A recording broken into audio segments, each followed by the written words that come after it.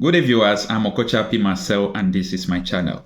If you could recall what happens in Adamawa State when they were doing the by-election on gubernatorial level, the REC, the Resident Electoral Commission, announced the gubernatorial election result without any evidence of what he was saying, and he announced it in the favor of APC, and there was rage in the state. In fact, the whole country, everybody reacted negatively to it, and the man ran away. At the end of the condition, they found out that PDP won the election in Adamawa State, and the PDP candidate was declared as the winner and became the governor-elect. Now, up to today, there have been news that this man have not been prosecuted. And day before yesterday, there was a report that this man have been apprehended by the police, but there is no video to prove what they were saying. There is no news, nothing whatsoever.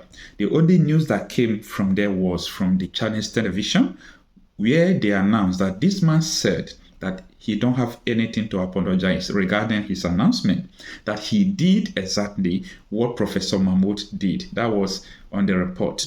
However, Oseni Rufai and his crew on Arise News has criticized INEC by not going forward to prosecute this said man. It might interest you to watch this video to the end. I'd like to come up on the Ari case. Yes, a lot of people have said finally he's been arrested. Why did it take this long? But also we should be careful so that it doesn't look as though we don't want to do what is right and allow justice to prevail. He gave himself up at the police headquarters. And he gave himself off.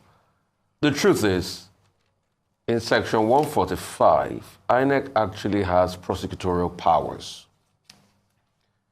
And those prosecutorial powers of INEC had been shown in hitherto cases. I think the locus classicus on this is Professor Peter Ogban's case.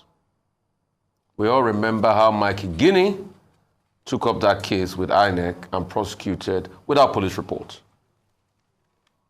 So this compiling police reports should not stop INEC from going ahead to prosecute Ari by himself. In fact, out of the over 14 cases that there was a need for police, that some people got police reports, 12 of them that they got police reports did not proceed. It was only 2 of them. You remember the case of Professor Ogban and Professor Ignatius. These are 2 cases that should lead the way. And there's also a Supreme Court judgment. I think there was a case involving Ganifa Emi in all of this.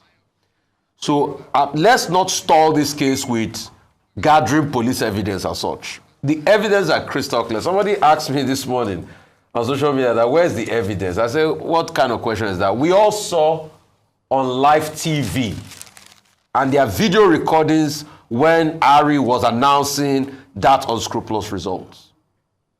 That's enough evidence to be able to take this and prosecute it. Until date, NBC too has not said anything about NTA that carried an illegal acceptance speech by Binani.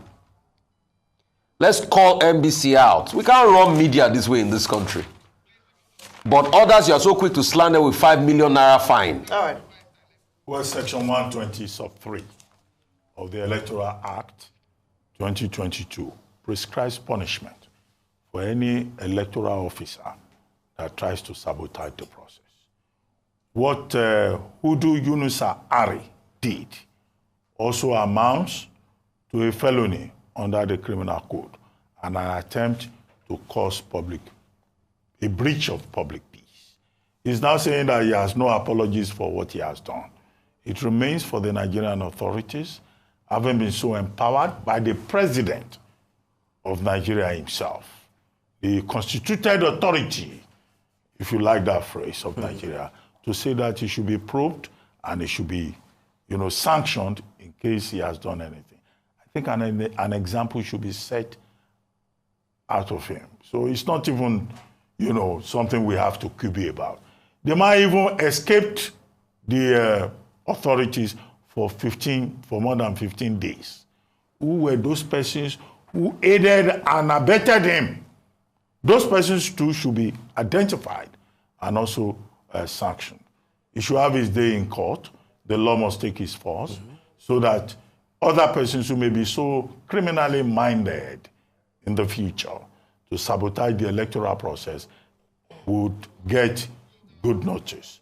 But beyond all of that, there are many other issues that we have to worry about. One of it, which I refused to bring up yesterday, which has shown up in the papers again today, is the Food and Drug Administration Commission, NAFDAC, telling us that Indomie now is a prohibited item. The same Indomie that all of us have been consuming. We are now just being told that Indomie can cause cancer, and that NAFDAC is investigating all of this because Taiwan and Malaysia have said Indomie is not accepted. That matter, we have to bring it up again because many of us have over-consumed Indomie. Thank you very much, Emmanuel. I'm glad you watched this video to the end. What do you think about this? Is it that INEC is trying to shed or to protect him? Is it true that it's truly the INEC at the national level that sent this man to do what he did in the favor of APC? Let me know your opinion in the comment section. See you on my next video.